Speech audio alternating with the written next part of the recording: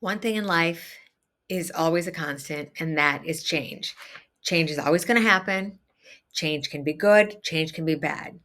What I want to talk about today is what the NAR, National Association of Realtors settlement, changed and how it is going to change the real estate industry moving forward. And I say change, it is affecting it, but it's just changing it. Okay, a lot of people have been all um, up in a bunch. They got their, up in a bunch.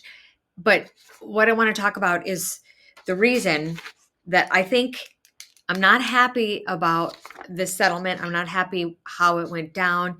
I'm not happy that the attorneys made a ton of money, but God love them. Attorneys do that, and we're all allowed to make a living. So that's what they did.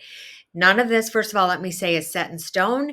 It doesn't happen till July, but the terms of the settlement have to all be approved. In a nutshell, what's happening is we are no longer allowed to place on the MLS our co-op commission. In the past, so let me explain what has happened in the past. What's happened in the past is, say, I listed a house for Mr. and Mrs. Smith. Upon working on that listing, we talked about the amount of percentage or what we could do to bring in buyers, other buyers that are working with buyers agents. Because when you put a home in the MLS, it is broadcast throughout a number of different avenues, but it is there. It's in the MLS. An agent over in Tennessee could look at it. An agent, of course, I take that back. An agent in Tennessee would find it on Zillow, but really it's broadcast to our MLS, and it does go to Zillow. But if we have in Michigan, our MLS is pretty much all of Michigan. It is a combined MLS now, and we share data. So basically what happens is someone on the west side of the state, if they are getting transferred to southeastern Michigan, they would be able to find Mr. and Miss Smith's listing. And I would have said in there, because there would have been a tab that said cooperative compensation, which I would have said to Mr. and Mrs. Smith, what are we going to offer? What are you offering out for buyers to come see your house? It used to be on the umbrella of a total commission, because the way it used to work, and I will just say 6%, it's never been concrete set in stone. That's all, every time it's been negotiable. That was one of the biggest things, because they're saying that we colluded and, it was always 6% and they're breaking that. That's what the NAR settlement has said. But let me just continue to go back on what it used to be. I would say my commission, I'd say this is it. Let's just say it's 6% for this story. And you know what? It actually hasn't been 6% in a while, because the economy is bad. Excuse me while I have some of my coffee in my mug from Italy that my daughter gave me. Okay. What happens is sellers are offering to pay a percentage of the sale. We get that percentage. I'm just going to say 6% now, because it's a numbers thing. It's a divisible, easy to divide into two. I say, okay, our listing broker is taking in that 6%, but on the MLS, we're offering 3% out to a buyer's agent. So we started with 6, and now if you break it, it's 3 and 3. So at the closing, what happens is 3% stays at the listing office, and 3% is going to go to the buyer's broker. And then that gets paid through their buyer's agency and their brokerage. Okay. I'm not even going to talk about dual agency when it's in the same real estate office. Not even talking about that. Just 3 and 3. And it worked well. The system worked well. If it was, 5, then it was 2.5 and 2.5, but it worked well. So what it used to be is, I feel that these buyers, or buyers I've worked with, they actually had protection. They had agency, they had buyer's agency, because when you go to a house that's listed, you want to have a fiduciary, you want to have someone representing you, because if they're not representing you, then they're not looking out in your best interest. I mean, there's a lot of stuff that goes on during the negotiations and the inspections. And yeah, sellers can lie, sellers can hide things, sellers can cover stuff up, and they do. And that's the unfortunate thing. So basically, I always thought it was a great thing to have this buyer agency. And yes, we had buyer agency contracts in by closing, we had them all together and buttoned up and they were in the closing document. I always like to send the disclosure out in the beginning to my buyers if they hadn't signed a disclosure saying they are working with me as a buyer's agent. Then I would have to give them a disclosure stating, right now I am working with the seller. Anyways, so it's one of those things where I know I'm kind of making this a little bit confusing. I wish I could have broken it down a little easier, because I'm thinking in my mind, like my real estate mindset. But at any rate, okay, the way it worked before was great. So what's changed? They're all saying now, which I would hope is not going to be true, that 6% commission on buying or selling a home is gone after Realtors Association agrees to seismic settlement. That was in the headlines. So there's another thing I would say that's not true. Also, Realtors reached settlement that will change how Americans buy and sell homes. Yeah, our broker put that out to us. That is true. It's going to be different. How is it going to be different? Well, if you're a seller, I'm still going to go to you and I'm still going to sit down and we're still going to talk about how much this is going to cost, because there's a cost, people. There is always a cost. I mean, I don't work for free. I've been in this 17 years. I have multiple designations. I do continuing ed all the time. I'm taking courses. I am up on what's happening. And yes, we as real estate agents don't get to turn our phone off at 5 o'clock. We don't get to walk away from the office and just forget about it.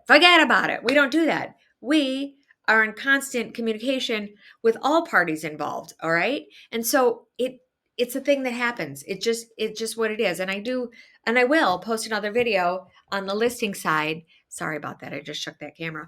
On the listing side, what we do as real estate agents to help our sellers sell their home. Okay. So I digress. Back to the real estate thing. When I'm sitting there having a conversation, and I'm also going to say, as you know, or you don't know, because maybe some buyers and sellers don't know about this settlement that is actually not going to take place until July, middle of July. So sometime in July. And like I said, this is all as if it gets cleared and signed off and all that good stuff. That's not going to happen just yet. But in the interim between now and then, we have to prepare for that. We have to prepare, because what if a house does not sell before July? We have to have all our ducks in a row. So what I will be saying to our sellers, my sellers, is this is the new form. I would like to discuss how, just reminded me, I printed off something else I wanted to share. You've probably heard that people that don't want to pay buyer's agents, pay them nothing at all. Okay. So I would suggest that is not a good thing to do, because we want your house to have the most exposure possible. And by doing that, we want to offer some money to a buyer's agent. Does it have to be 3%? No. Does it have to be 2.5%? No. I don't know what that's going to look like. I don't know, depending on if more houses come on the market. All I know is that I will be able to broadcast what we're offering out, not through the MLS directly, but through our own private website and our brokerage's website. And we will still get the word out that we are offering co-op compensation. The agreement NAR has said is that it cannot be on an MLS. All right. How is this going to look on Zillow and everything? How is this going to look when it pans out? Not quite sure. But at the end of the day, I would still strongly suggest for my sellers, please offer a compensation out. Okay. I can bring in buyers, definitely. And there's a tier to that. I mean, if I have the listing and I bring the buyer, sure, well, let's talk about that. Let's negotiate that. But what I'm saying is, it is in your best interest to bring someone else along that has a buyer, because you will be relieved from the legal liability of dealing with a buyer. You have the seller and the seller's agent, or the listing agent, which would be, in this case, me. Now, what does it look like for that buyer? The buyer, when they make their offer, there'll be different ways of doing this. It is not illegal, or it is allowed for a seller to offer a concession to a buyer. I'm not going to talk about VAs or anything, because those are that's a different breed. Okay. And I don't know what the VA is going to do, but I do know if it's an FHA or conventional, there are ways and even, a cash sale for that matter, you will be able to offer out a concession, which would go toward the closing costs of the buyer.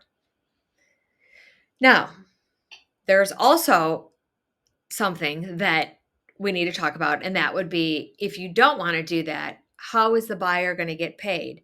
I don't know too many real estate agents that are just going to go randomly show houses all day and night and work for $0. I don't think it's going to happen. May you have buyers coming to your door? Definite possibility. That could be it. And then you're just dealing with them. But then, are these buyers vetted? Are they pre-approved? Do you want these people walking in your house any day or anytime, day or night? The whole thing with a buyer's agent is you were like protected. There were steps in place. We didn't give out blockbox codes to just buyers. We gave them to buyer's agents who had a standard to uphold, right? Ethically, and a standard to uphold. So what's changing is like, there's a lot changing. But what I think is going to change, this is just all going to we're going to just figure this out on the way we're going to do it.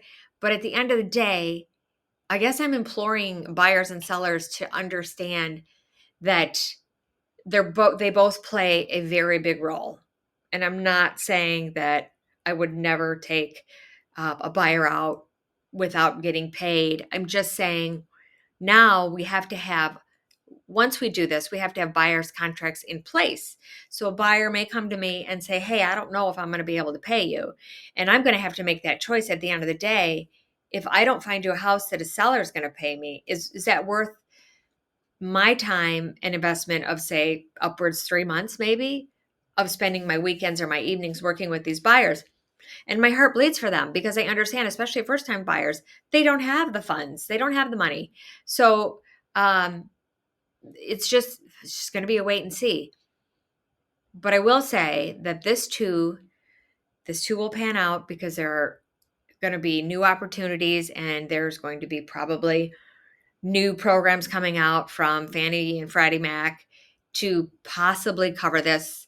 And I'm not quite sure how it's all going to pan out. But at the end of the day, I really still hope that we have buyer and seller agencies. They still stay intact in the way that they should, meaning, a buyer representing truly a buyer and a seller representing truly a seller. Because it's kind of like we've just rolled back in time when we didn't have buyer agencies and the buyers were not protected.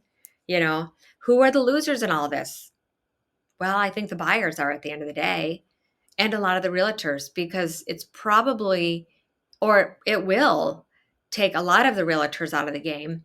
But on the positive side, that might be a good thing, because the realtors who did stuff shadily, maybe they'll get out.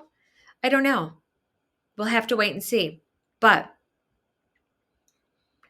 as I said before, the only constant in life is change. Well, that and probably taxes. So good luck. If you have any questions, if you're walking into this territory and you're confused about what's going to happen, don't hesitate to drop a comment. If you have enjoyed this or would like other information, don't hesitate to subscribe to my channel. I've been doing real estate for as long as I can remember, and I will continue. And my tagline is family helping families. Oop, just dropped my glasses. My son Charles works with me, and we have the Proven Property team out of Keller Williams Lakeside. So thank you for watching, and we'll see you next time.